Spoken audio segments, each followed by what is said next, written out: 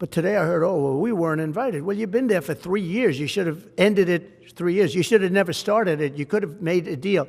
I could have made a deal for Ukraine that would have given them almost all of the land, everything, almost all of the land, and no people would have been killed, and no city would have been demolished, and not one dome would have been knocked down.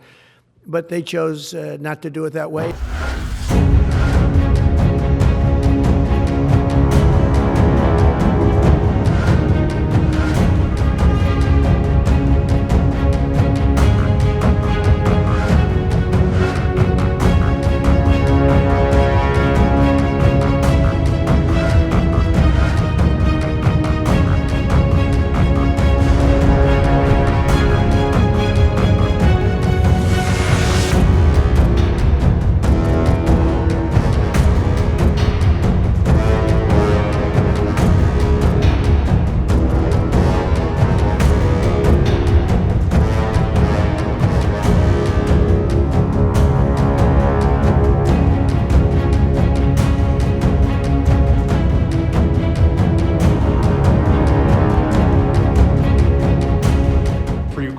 Who, after 3 years of fighting, might feel betrayed or disappointed at not having a seat at these initial talks in Saudi Arabia? Well, I think I'm really disappointed in what's happened. I've been watching this for 3 years. It's a war that would have never happened if I was president, and I've been watching these people being killed at levels that you've rarely seen, not even close, since the Second World War.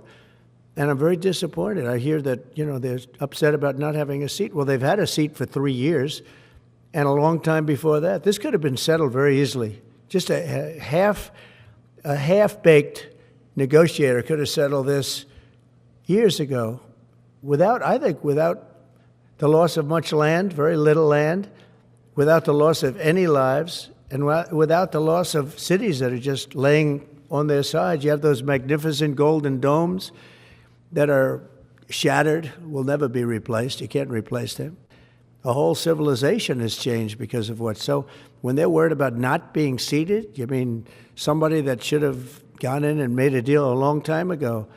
You could have made a deal. This is one that could have made a deal. There was no talk of this during the Trump administration. Putin would have never, ever done it. How would you counter the perception, because Russia's pushing for this, obviously, they don't really hold true elections, that would be a capitulation of some sort. How would you guard against potentially Russia installing a puppet government? And then finally, how would that new election have an impact on getting Zelensky to sign the rare earth minerals deal?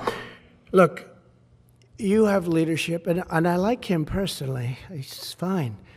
But I don't care about personally. I care about getting the job done. You have leadership now that's allowed a war to go on that should have never even happened, even without the United States. Look, we had a president who was grossly incompetent. He had no idea what he was doing. He said some very stupid things, like going in for portions and all of the things. He made a lot of bad statements, but he's grossly incompetent, and I think everyone knew that. This is something that should have never happened, would have never happened. And I used to discuss it with Putin.